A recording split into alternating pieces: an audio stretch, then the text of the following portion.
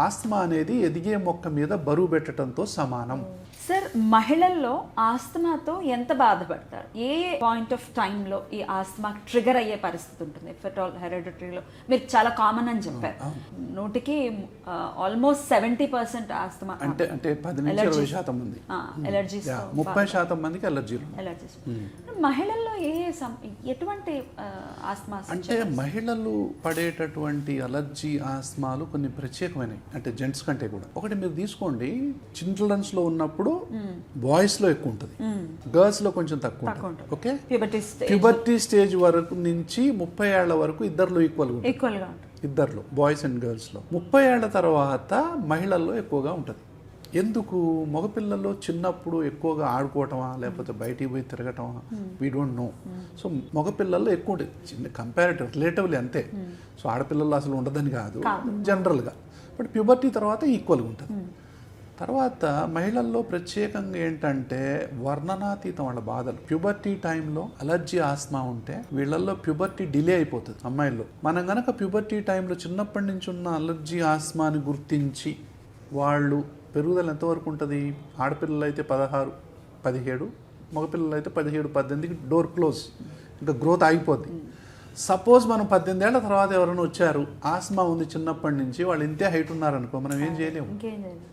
వాళ్ళు 12 ఏళ్ళప్పుడు వచ్చారనుకో, మనకు వాళ్లకు ఎంత 6 feet అవ్వాలంటే 6 feet వరకు అయ్యేటట్టు చేయొచ్చు. అమ్మాయిలు అంటే గాడ్ డిసైడెడ్ ఎంత ఉంటే అంత చేయొచ్చు మనం, నేచర్ డిసైడ్ ఎంత ఉంటే అంత చేయొచ్చు మనం, మధ్యలాగే పరిస్థితి ఉండదు. ఏంది అడ్డంకు తీసేస్తే. లేకపోతే వాళ్ళు అవ్వాల్సిన హైట్ కంటే తక్కువైపోతారు. ఎందుకంటే ఆస్తమా అనేది ఎదిగే మొక్క మీద బరువు పెట్టడంతో సమానం. కాబట్టి కొంతమంది, చాలా మంది మహిళలు చాలా చిన్నగా కనపడతారు, పెళ్లి చేద్దాం అనుకుంటారు, పొట్టిగా ఉంటారు, మెచ్యూరిటీ ఉండదు, బాడీ ఫ్రేమ్ మామూలుగా ఉంటుంది, స్కూల్ పిల్ల ఏదో చిచ్చి అన్నట్టు అనిపిస్తుంది. మనం 25 years అని ఒకసారి నేను పొరపాటు కూడా చేస్తాను. నేను వాళ్ళు 25 years సార్ నాకు అంటారు. ఏంటమ్మా బాగున్నావు, ఇట్లా అనబోతాను నేను.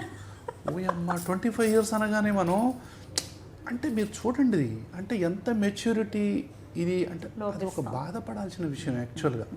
అంటే వీళ్ళకు పాపం అలర్జీ మీద ఇలాంటి ఇంటర్వ్యూలు చూసి వస్తుంటారు. పెళ్లి చేద్దాం అనుకుంటే వచ్చిన వాళ్ళందరూ చూసి ఈ పిల్ల మెచ్యూరిటీ కాలేదు, ఎలా చేసుకోవాలంటున్నారు, ఏం చేయాలి సార్ అంటారు. ఆ బాధ ఎవరికి తెలుస్తుంది? ఈ పుస్తకాల్లో ఉండవు ఇవన్నీ పుస్తకాల్లో ఉండవు ఎక్కడ.